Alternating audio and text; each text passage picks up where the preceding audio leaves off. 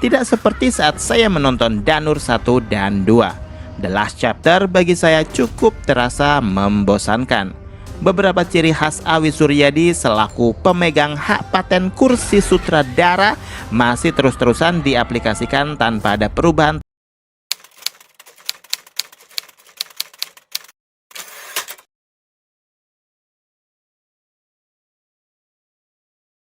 Seumur hidup, aku bisa mencium bau Danur, bau kematian. Salam sinema sahabat sinemalogi.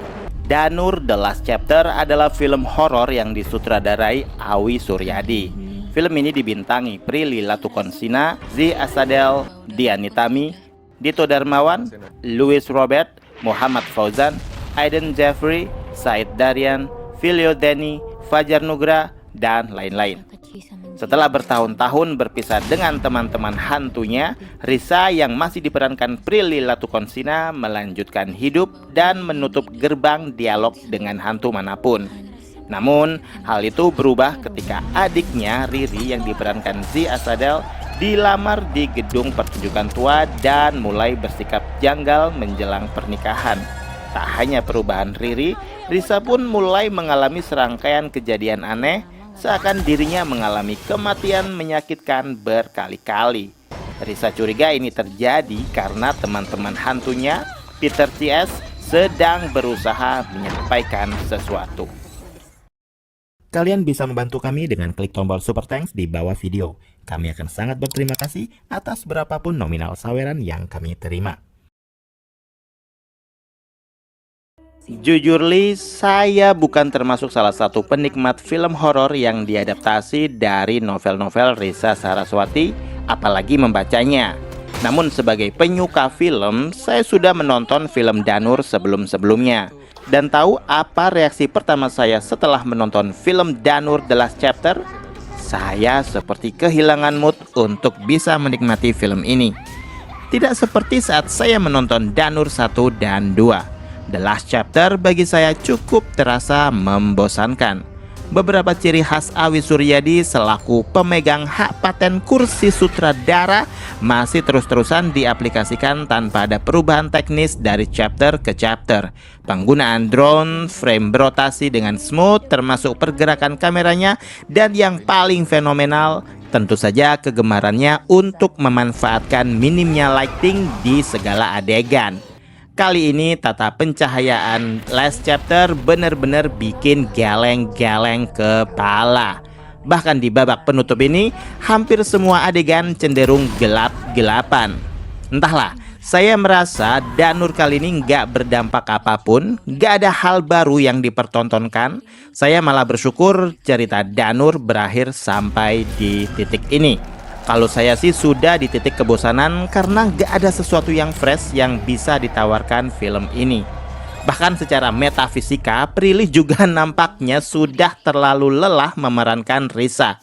Yang mana di film ini Risa sudah bekerja jadi PNS yang seingat saya di sepanjang film, Risa sama sekali gak pernah kelihatan kerjanya. Malah lebih sering ngurusin adiknya si Riri yang gak jelas juntrungannya itu.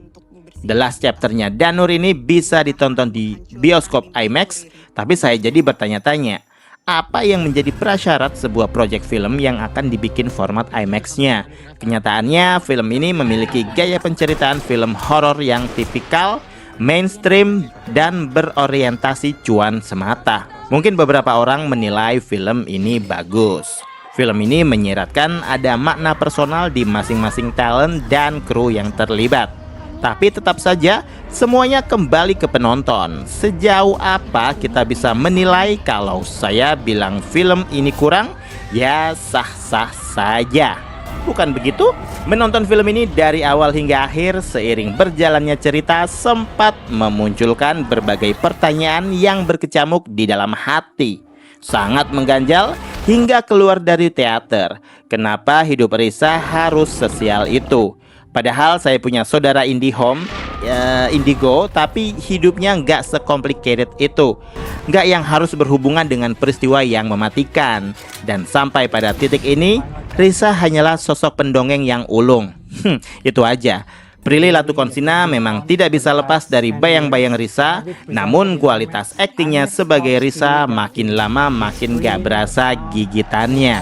Sepertinya kita sudah terbiasa melihat Prilly nangis, melihat Prilly teriak-teriak histeris, melihat Prilly meringis, melihat Prilly ketakutan, dan di film ini semua adegan Prilly nggak ada yang istimewa. Yang istimewa cuman baju seragam PNS-nya sama kebayanya yang bikin dia makin cantik. Semaksimal apapun akting Prilly, semudah itu juga diruntuhkan oleh kualitas narasi yang memudar. Seakan-akan semua sepakat untuk tidak terlalu fokus pada horor namun lebih intens pada porsi dramanya. Entah apakah saya harus kecewa atau bagaimana, sosok Sandrina Michelle yang berturut-turut memerankan Riri dari chapter 1 hingga 3 mendadak harus diganti Zee Asadel. Sudah hampir 1 dekade, Danur hadir menggenapi produksi film-film horor tanah air. Dan sudah saatnya juga Danur pamit dari kancah perhororan dan mungkin bisa diganti dengan cerita-cerita Risa yang lain. Yang beda tentunya. Nggak lagi-lagi yang berhubungan dengan dimensi abdi teh ayeuna. Apalah itu, pokoknya tokoh utamanya nggak harus Risa terus. Padahal kalau semisal di last chapter ini plot retrokognisi digarap lebih maksimal lagi, saya yakin film akan terasa lebih berkonflik dan gak membosankan. Tidak yang tiba-tiba harus begini, tiba-tiba harus begitu, seakan-akan ada unsur kemalasan dalam penulisan. Atau sebenarnya kisah Risa kenyataannya tidak semenarik itu. Bisa jadi ya Risa hanya disamperin hantu canting, tapi sisanya adalah buah imajinasi dari Risa sendiri. Misalnya, meski ada beberapa pergantian pemain, film masih bisa diikuti hingga akhir. Penonton gak harus yang menye-menye mengapa peran Riri diganti, karena pada kenyataannya Zee Asadel pun gak mampu mengupayakan kekuatan yang maksimal untuk membuat film ini lebih maha. Jangan ditanya soal plot hole yang berserak di mana-mana, karena bagaimanapun juga Awi dan Lele sibuk merayakan genjrengnya Danur yang sudah disetting menjadi last chapter, yang artinya seharusnya nggak perlu ada seri kelanjutannya lagi. Pada akhirnya, saya bukan penggemar kisah-kisah Risa Saraswati. Namun, setelah menonton film Danur The Last Chapter, memang sudah selayaknya film Danur tutup buku. Mungkin sebagian penonton, bahkan reviewer lain mengatakan, Danur terakhir ini adalah bentuk moda perpisahan yang dibilang cukup emosional. Tapi bagi saya sendiri, gak ada alasan untuk itu. Itu kan point of view pembuat filmnya. Bagi saya, The Last Chapter alurnya terasa malas dan dangkal sehingga durasi yang ditetapkan pun jadinya terasa banget sangat membosankan di beberapa bagian. Namun, sebagai film yang tayang di libur lebaran, film ini berpotensi cuan karena ceritanya sangat sederhana dan mudah untuk dipahami oleh nenek-nenek sekalipun yang tidak mengikuti 3 film sebelumnya. Sebenarnya bagi saya agak sayang juga ya untuk menonton film ini versi IMAX dengan dalih ingin mendapatkan pengalaman nonton yang lebih imersif. Tapi itu semua tergantung selera dan budget buat nonton sih. Nampaknya untuk yang versi IMAX bakal lebih memanjakan mata dan telinga katanya. Saya sih nggak ada keinginan buat nyoba ya. Nggak ada budgetnya juga soalnya. Habis buat persiapan lebaran nih. Nunggu sinemalogi sukses nanti. Oke, demikian video reaksi dari film Danur The Last Chapter yang tayang di bioskop. Silahkan like, komen, dan subscribe kanal ini. Cek juga akun-akun media sosial Sinemalogi. Dan jangan lupa bersinema dahulu, berbahagia kemudian.